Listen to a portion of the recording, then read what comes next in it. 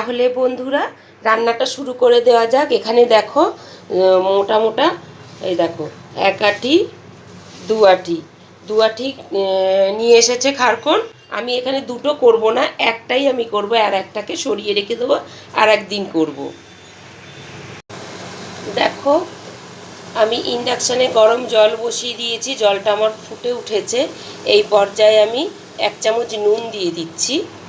জলটা আমার খুব ভালো করে ফুটে উঠেছে। এবার আমি খারকনগুলো খুব ভালো করে কেটে আমি ধুয়ে জল ঝরিয়ে নিয়েছি।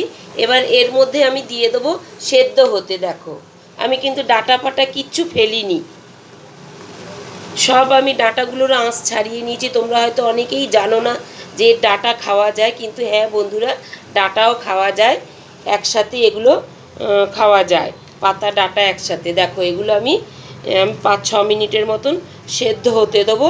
সেদ্ধ হলে তারপরে এটাকে আমি নামাবো, নামিয়ে জল ঝরিয়ে নেব। দেখো বন্ধুরা, সেদ্ধ করে আমি খুব ভালো করে জলটা চিপড়িয়ে নিয়েছি। একটা আঁটি থেকে আমার এতটা হয়েছে। এদিকে দেখো আমি ওভেন জ্বালিয়ে ওভেনে কড়া বসিয়ে দিলাম। এর মধ্যে কিছুটা তেল দিয়ে দিচ্ছি। তেলটা আমার গরম হয়ে যাক। তেলটা আমার গরম হয়ে গেছে। এর মধ্যে এবার আমি ছোট চামচের 1/2 চামচ কালো জিরে ফোড়ন দিয়ে দিলাম। এবার দেব 4টে কাঁচা পাকা লঙ্কা। তোমরা যে যেরকম পছন্দ করো ঝাল সে সেরকমই দেবে। লঙ্কাটাকে আমি মধ্যিখান দিয়ে ফেলে দিয়েছি, নাহলে তেলে দিলে কিন্তু গায়ের মধ্যে ফুটে আসতে পারে। এবার লঙ্কাটা আমি দিয়ে দিলাম। দেখেছো কেমন ফুটফুট করে ফুটছে। এবার দিয়ে দেবো একটা ছোট সাইজের রসুন, আমি ছাড়িয়ে নিয়েছি। এটা রসুন ছাড়া বাটতে পারো, তো আমি রসুন দিয়ে দিলাম। রসুন দিলে স্বাদটাকে আরও বাড়িয়ে তোলে। একটু ভেজে নেব এই 3টে জিনিস একসাথে।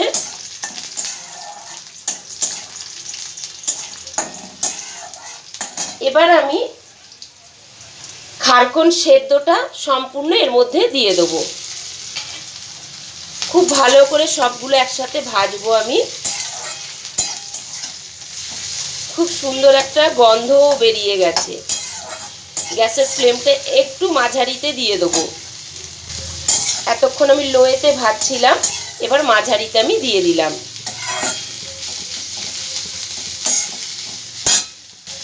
এবার এর মধ্যে আমি দিয়ে দেবো তেঁতুলের কিছুটা পাল বার করে নিয়েছিলাম, সেটা আমি সম্পূর্ণ দিয়ে দিচ্ছি। তোমরা তেঁতুল না দিয়ে তোমরা লেবু দিতে পারো, তবে তেঁতুলটা দিয়ে খেয়ে দেখবে খুব ভালো লাগে। এবার দিয়ে দেবো এর মধ্যে স্বাদ মতো নুন, কারণ নুনটা আমি কমই দেবো।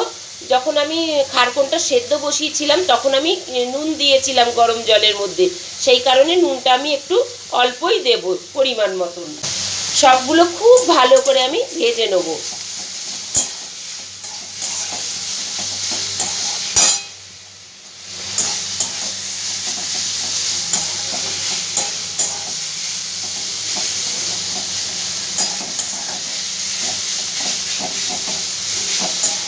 তোমরা চাইলে কাঁচা লঙ্কার বদলে শুকনো লঙ্কাও ভাজতে পারো, শুকনো লঙ্কা দিয়েও এটা করতে পারো, কোনো অসুবিধা হবে না।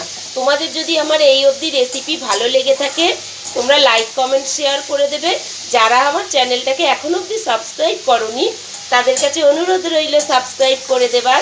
আর হ্যাঁ বন্ধুরা, পাশে থাকা বেল আইকনটা কিন্তু ক্লিক করতে ভুলো না যেন, তবে আমি নতুন নতুন রেসিপি আপলোড করলে তখন তোমাদের কাছে নোটিফিকেশন পৌঁছে যাবে, সবার প্রথমে তোমরা দেখতে পাবে।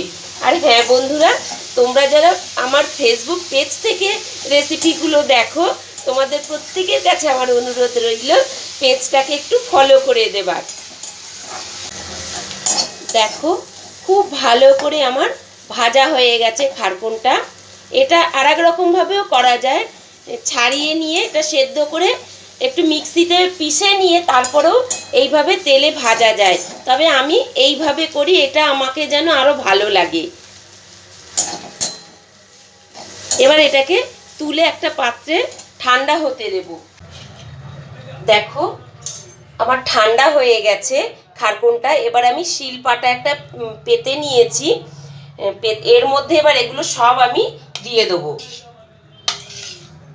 তোমরা এটা মিক্সিতেও বেটে খেতে পারো, তবে শিলপাটায় বাটলে পরে কি স্বাদটা আরো বেশি লাগে, আমার এটা ধারণা। দেখো সম্পূর্ণ আমি খুব ভালো করে বেটে নেব।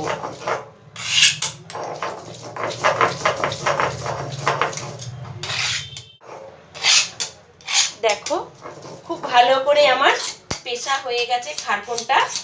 এবার এটাকে আমি শিল থেকে একটা পাত্রে তুলে নেব। দেখো ফাইনালি আমার খারকন বাটা রেডি হয়ে গেছে। আজকের মতো এইটুকুনি থাক বন্ধুরা, টাটা।